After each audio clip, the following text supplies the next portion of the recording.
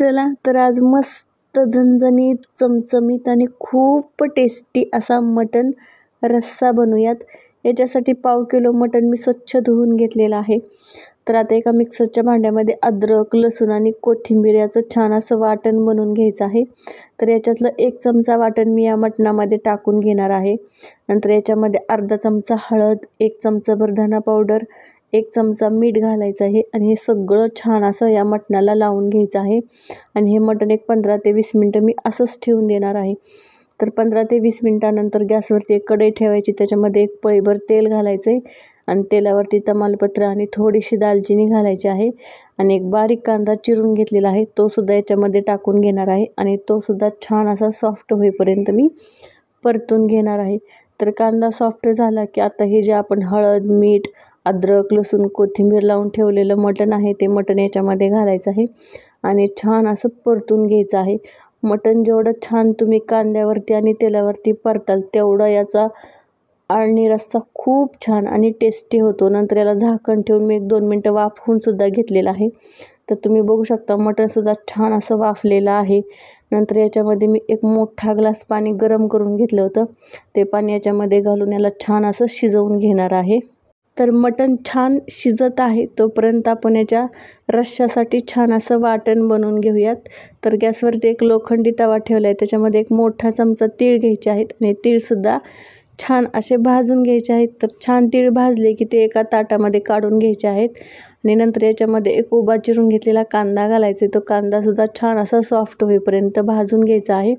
तर याच्यामध्ये मी थोडंसं तेल घातलेलं आहे, तेल घातल्यामुळे हा कांदा पटकन असा परतला जातो। नंतर याच्यामध्ये मी 1 मोठा चमचा किसून घेतलेलं खोबरं घालणार आहे आणि कांदा आणि खोबरं छान असं मी भाजून घेणार आहे खरपूस रंग येईपर्यंत। तर एक 3 ते 4 मिनिटानंतर याला खरपूस असा रंगसुद्धा आलेला आहे, तुम्ही बघू शकता।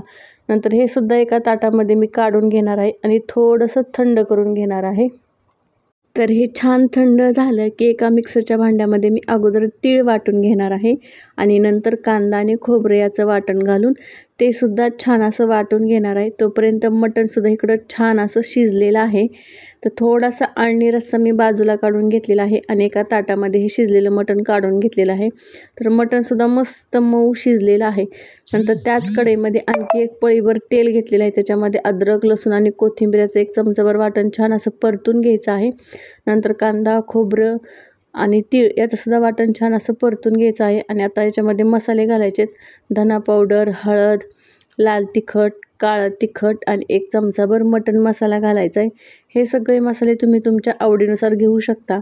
नंतर याच्यामध्ये मी थोडंसं मिक्सरचं पाणी घालणार आहे, मिक्सरच्या भांड्यातलं ते सुद्धा छान असं परतून घेणार आहे हा मसाला आणि नंतर हे मस्त मऊ शिजलेलं मटण याच्यामध्ये घालायचं आहे आणि छान असं मिक्स करून घ्यायचं आहे। तर मी याच्यामध्ये अर्धा ग्लास आणखी गरम पाणी घातलेलं आहे।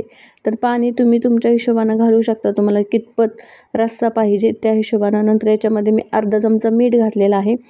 तर मटण शिजताना याच्यामध्ये मी 1 चमचाभर मीठ घातलं होतं, नंतर मी याच्यामध्ये अर्धा चमचा मीठ घातलेलं आहे आणि एक 2 ते 3 मिनटं छान हा रस्सा उकळून घेतल्यानंतर वरतून मस्त फ्रेश अशी कोथिंबीर घालायची आहे। तर आपला मटण रस्सा बनवून तयार झालेला आहे। तर खूप साध्या सोप्या पद्धतीमध्ये खूप चविष्ट असा हा मटण रस्सा बनवून तयार होतो। नंतर याचं एक सुंदर ताटसुद्धा बनवायचं आहे। तर एका ताटामध्ये मी एक प्लेट ठेवली, त्याच्यामध्ये हा मस्त चवदार, झणझणीत, चमचमीत आणि खूप चविष्ट असा मटण रस्सा घ्यायचा आहे आणि वरतून छान अशी थोडीशी तर्रीसुद्धा आणि मस्त अशी फ्रेश कोथिंबीर घालायची आहे। तर मस्त अगदी हा मटण रस्सा बनवून तयार होतो। जोडीला कांदा, टोमॅटो, लिंबू आणि छान अशी ज्वारीची भाकरी। तर तुम्ही ही रेसिपी नक्कीच एकदा ट्राय करून बघू शकता।